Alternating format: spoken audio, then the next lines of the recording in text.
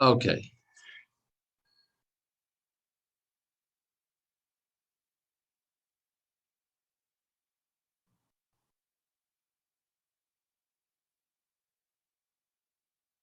Ah, benefits of containers. They solve the problem of software dependencies. See, this is once you understood that you've got this own container, then why do they solve the problem of software dependencies?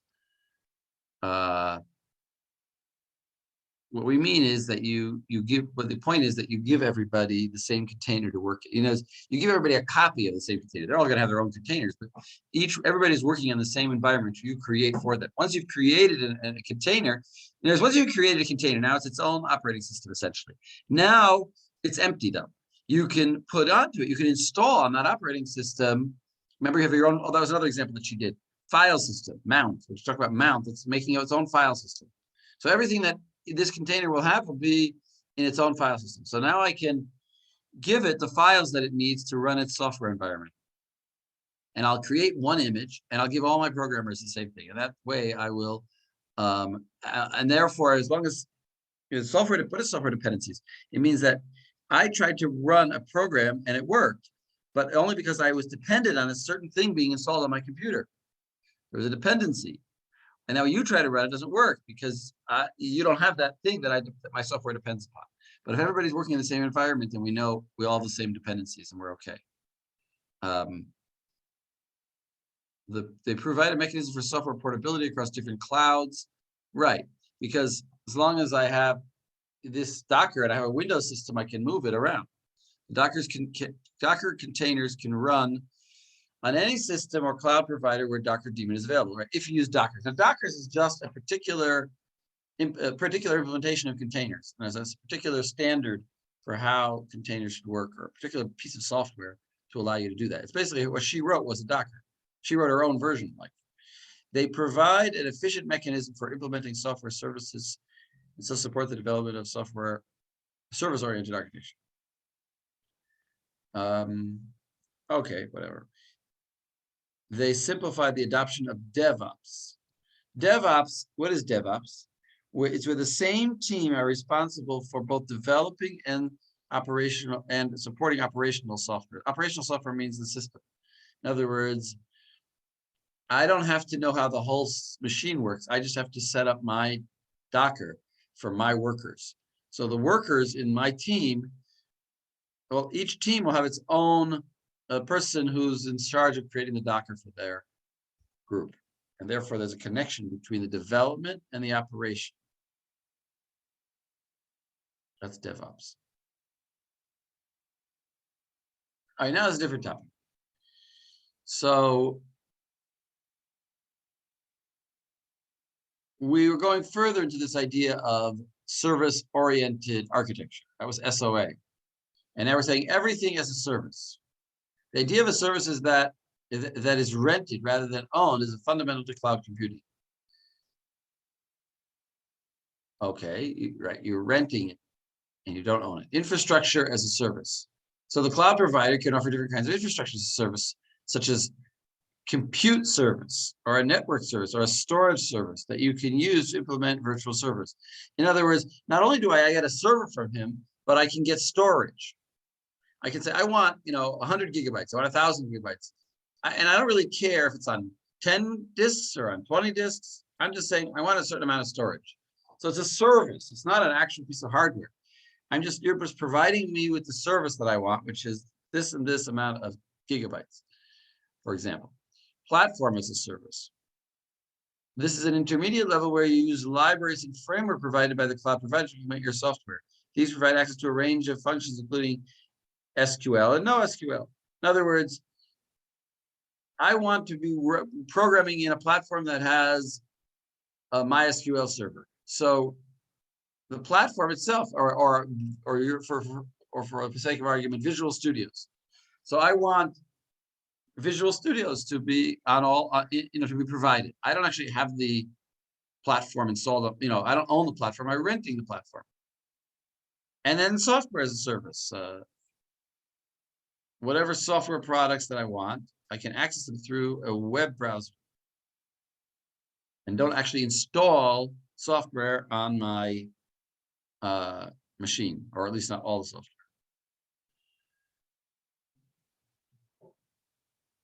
So here's some examples. Photo editing, software as a service. In other words, it used to be that you wanted to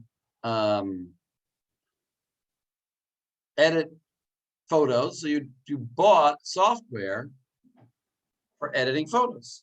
Nowadays, you can just upload your photos to a web page and edit them on the web page.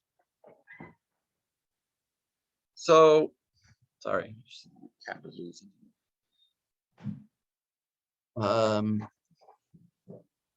So your photo editing, you don't have to actually have the photo editing service. This photo editing software by you. It can be, and it doesn't have to be on your computer. It can be on the web, and you can access it. Platform as a service. Well, the best example is the database software. Storage infrastructure. That's infrastructure like storage or computer virtualization, having multiple servers, multiple kinds of servers. So all of these are services that the cloud can provide. Really, the best example is photo editing, because photo editing is saying, like, I'm not going to download software onto my computer to edit my photo. I'm just going to edit it through the web. It's kind of weird how you can do that, but the web will just see my picture, and I'll edit it there, and it'll download the edited version. So I don't ever have to have any software installed on my computer for that purpose.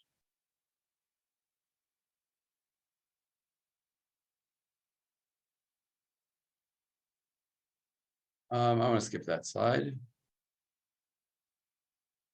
So software as a service. Increasingly, software products are being delivered as a service rather than being installed by the buyer's computer, like we said with the example of photo editor. If you deliver your software product as a service, you run the software on your own servers. You, the producer, the business is going to be running it on his own server, which you may rent, which you then rent from a cloud provider. So you see what's going on? First of all, I'm going to rent servers from Amazon. Then I'm going to put on them certain software. And then I'm going to let people rent my or pay for my service of editing photos, for example. So as long as I take in, more money for the service that I'm providing than I pay to Amazon, then I got a working business. Customers don't have to install software on their own computer, and they access the remote system through a web browser or a dedicated mobile app. The payment model for software as a service is usually by a subscription model. Users pay a monthly fee to use the software rather than buy it outright. Okay. So here you see that the software as a service is sitting on the cloud, and the servers are, and the customers are accessing the service. So as you go to a website, you have no idea where it is. It's probably really on Amazon. The benefits of software as a service is that, like I said, cash flow, which is my example. As long as you're paying less, to Amazon than what you're receiving from your clients, your business is profitable. Customers either pay for a regular prescription or pay as they use the software. So as you're getting a constant stream of cash flow, as opposed to just once people buy, they're always paying you. This means you have a regular cash flow with payments throughout the year. You don't have a situation where you have large cash injections. You don't get, when you have a new version, you don't get a huge amount of money and then nothing until you have another new version. You're just constantly being paid. Okay. Update management. Who is you in that paragraph? You is the producer of the software. The company, so the one that's renting out their space. No, not their space, their server. There's two people going on. Amazon is renting out space to me, and I am putting on that space, on that server, some software like a photo editor. And then people are coming to the web and paying $1 to edit their photos. And they're paying that to me. So I'm getting the dollar from them, and then I'm paying 95 cents to Amazon to use their servers. So I'm making 5 cents. So that's great. So I'm like the in-between person. That's who the you is. Yes, exactly. You are the service provider. Now, not the service provider that you think of when you're internet, but like this here, the software provider. Here's the cloud. I'm Amazon. I'm paying Amazon for infrastructure, for a server. I then install on it some software. People then pay me to use my software, but they don't actually get my software. See, the old model was Amazon, the old model was the Microsoft came out with a new operating system or a new version of Visual Studios. You have to go to the software store down the street and buy the new version and pay them another $100. Now you have the new version. How does Microsoft work nowadays? They don't work that way. You pay, well, in certain places, you pay a subscription fee. You pay $25 a year to have the right to use Microsoft Office or Microsoft Visual Studio. And then anytime they have an update, well, how do they update you? So that's still software. They update your software on your computer. So that's not software as a service. That's still software by you. But that's the idea of subscription. You pay for a subscription. Now, what it would mean, software as a service, would mean that Visual Studios is not logged on your computer, but it's you log in to the Microsoft website, and all your edit and then you get your account, and in your account are all your files that you created in Visual Studio, and you edit them on a web browser. And when you want to click, there's a button to click build, and all that's going on a web browser. And where is it really getting compiled? On Microsoft servers. Where did Microsoft servers? Those they rented from Amazon, which are in Kentucky. You got it?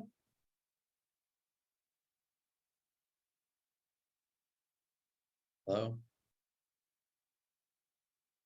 Okay. Yeah. Yeah, okay.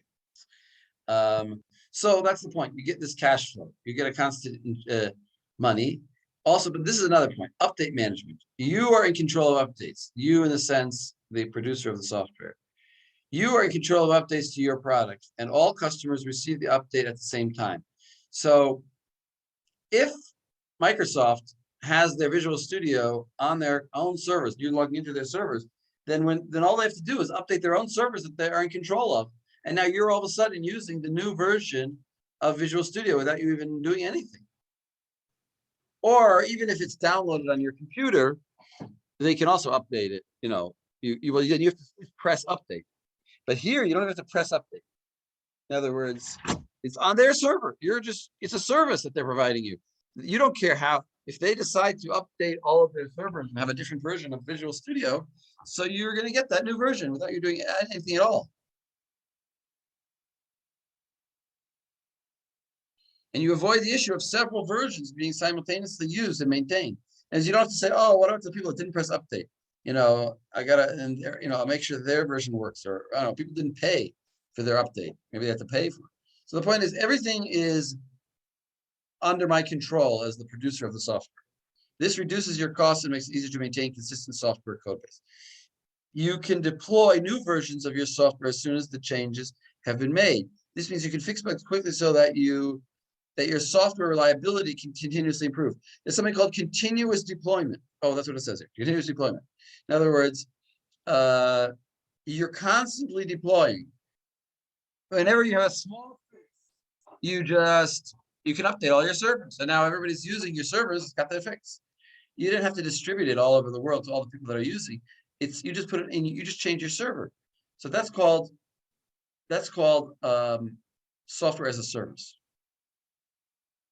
Because you're not selling the software. The corner software store is going to go out of business because of this. Nobody actually goes and buys software anymore. I mean, they still download software and install it on the computer, but this is one step even more.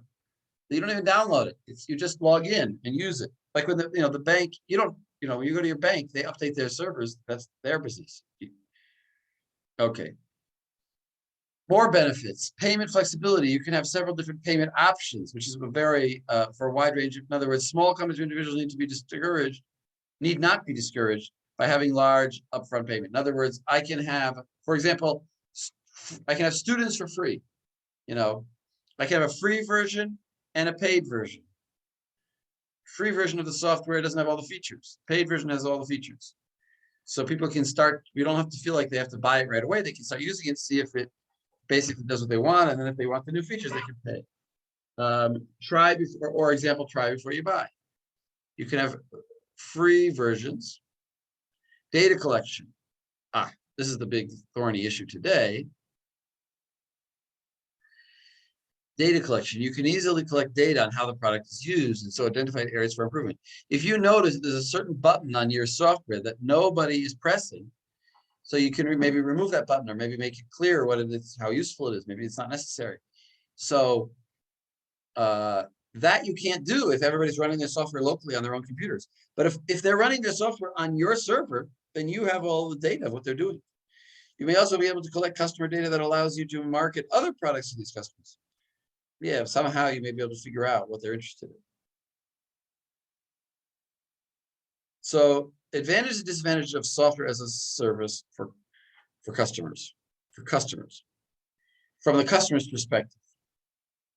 And one advantage is that I have access from my mobile, my laptop, and my desktop. I don't have to pay any upfront costs. I get the updates immediately as soon as they're updated. I don't have to even press update. I don't have to pay reduce software management costs. In other words, I don't have to pay for a new version occasionally or hire somebody to install the new version on my computer. Disadvantage, privacy. So that's the big issue today. People see what the company sees what I'm doing. Network constraints. Right. If my network is slow, then I may not be such a fun thing to do. Security concerns. Maybe somebody will hack the servers of Amazon, and then my data is even as my data is compromised. Loss of control over updates. Maybe I have to want to use the old version. I can't anymore. I love that feature in the old version. That's gone now. Service lock-in.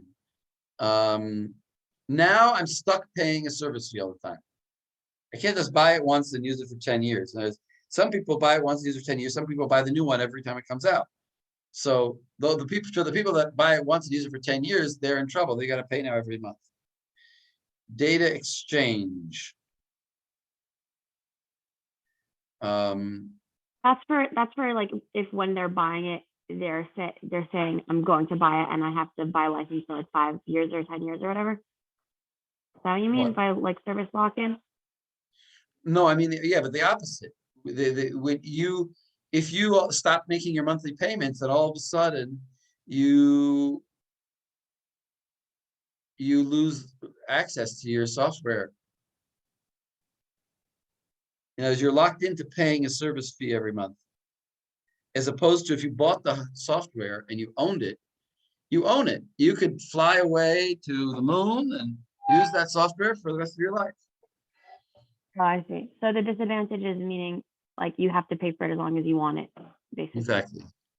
That's what I think that means. Data exchange, I think we're going to talk about. So I don't remember exactly what data exchange is, but I think it comes up. What time are we ending today? I think 2:30. Okay. So data exchange here. If you need to exchange data between the cloud server and other services or local software applications, this can be difficult unless the cloud service provider provides an API that is accessible for external use. Right. In other words, let's say, for example, I have this photo editing example, and I edit all my photos on the cloud, and the photos are in the cloud. Now, if I want one, I can press download, or I can press download them all, and then I get them on my computer. But what if I want to send them to the photo printing company in the mall, and they need it by an email? So I'm going to have to, and maybe I'm doing that every day. Maybe I'm a photographer. So I'm going to have to download everything and then upload it to an email and send it to them. And then, it's very inconvenient. It would be nice if there was some kind of API that I could write a program that would interface with their server and directly send the photos to whichever photo printer I want to send to. So unless there is such an API, exchanging the data, sending the data from the cloud somewhere else might be difficult or impossible. Maybe they don't even allow you to download. Maybe it must remain on their server.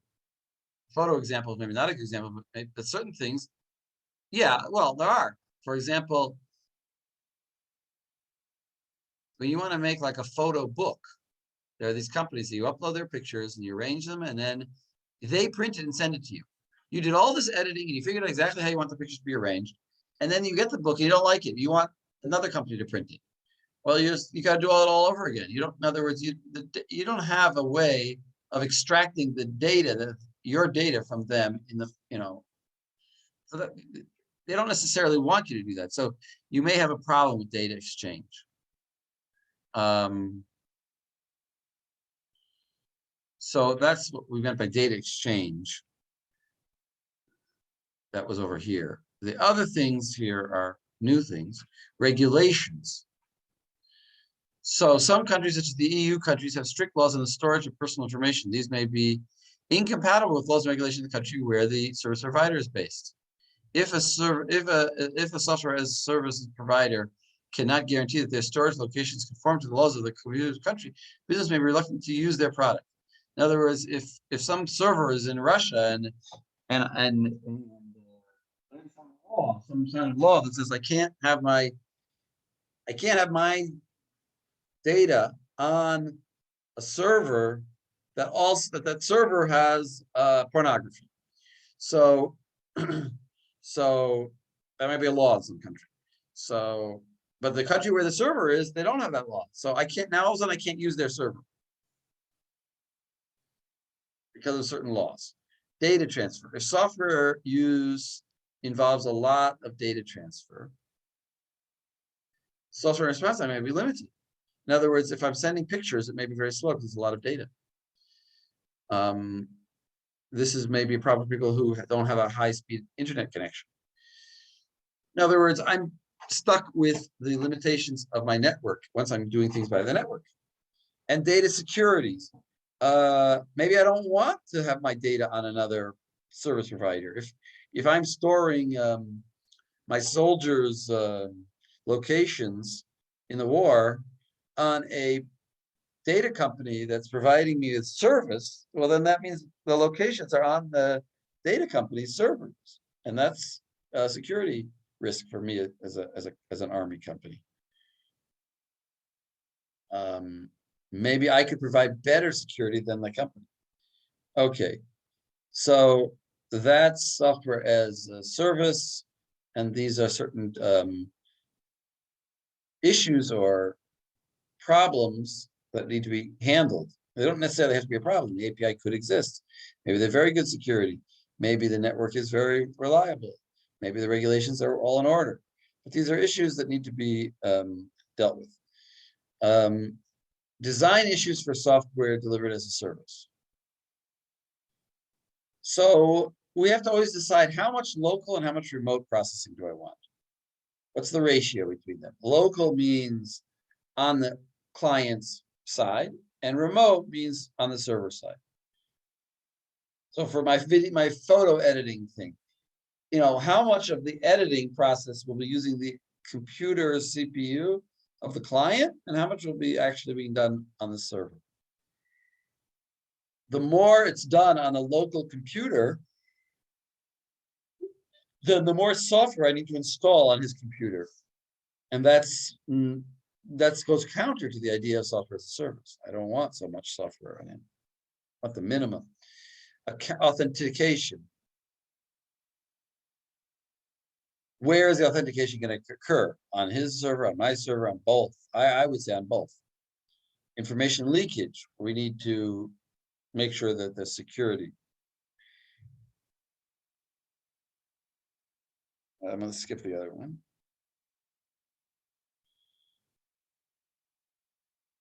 So here we're now going into detail on each of these things. Local versus remote processing. A software product may be designed so that some features are executed locally in the user's browser mobile application, some are remote, like we said. Local execution reduces the network traffic, so increases the user response time. This is good when they have a slow network. Local processing increases the electrical power needed to run the system. By me, costs me money. In other words, I'd rather whoever's doing the processing is spending the money. So for electricity.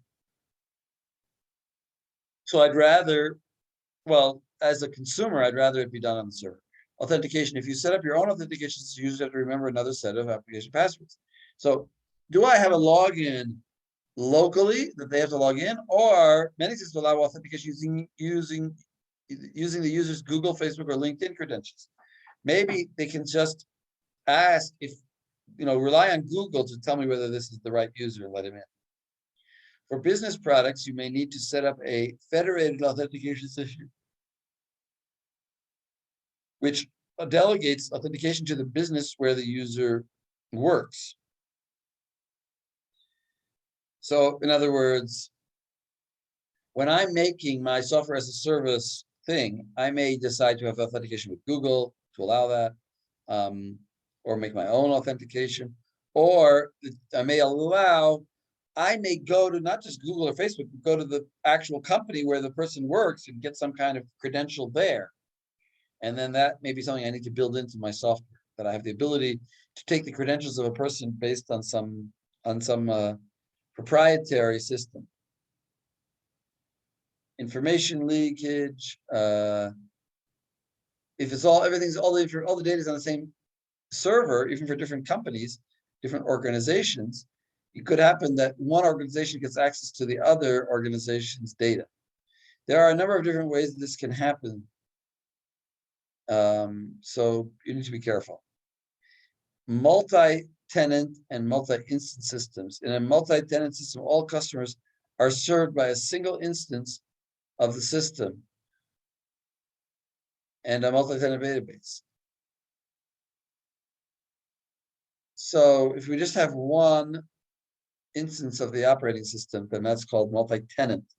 But in a multi-instance system, a separate copy of the system and database is made available for each user. So in other words, the question is like this is a design issue. When I'm designing my photo editing website, when a person wants to start editing photos, is he on his own? Do I create a new hypervisor, a new virtual server for him to do his editing and he's on his own little world? Or is he sharing? That would be multi-tenant. If he shared a single operating system instance with other people who are also editing their photos. And of course, the middle ground would be a container. I could give a container for each new user.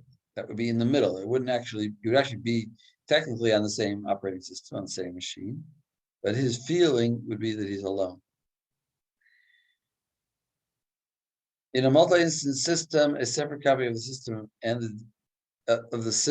database is made available for each user. So, right, each user will have his own database, and only when he finishes will have to merge it with the master database.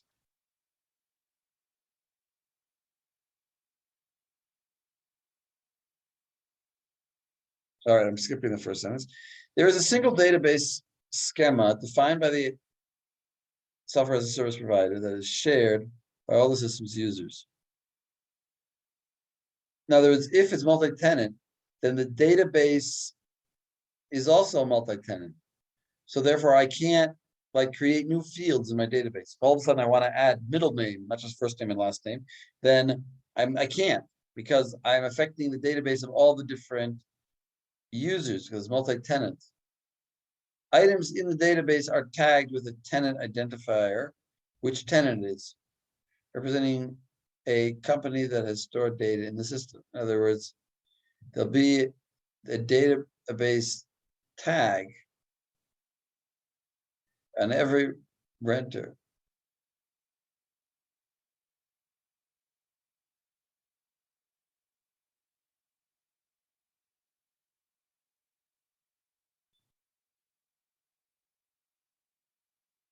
The database access software uses this tenant identifier to provide a logical isolation.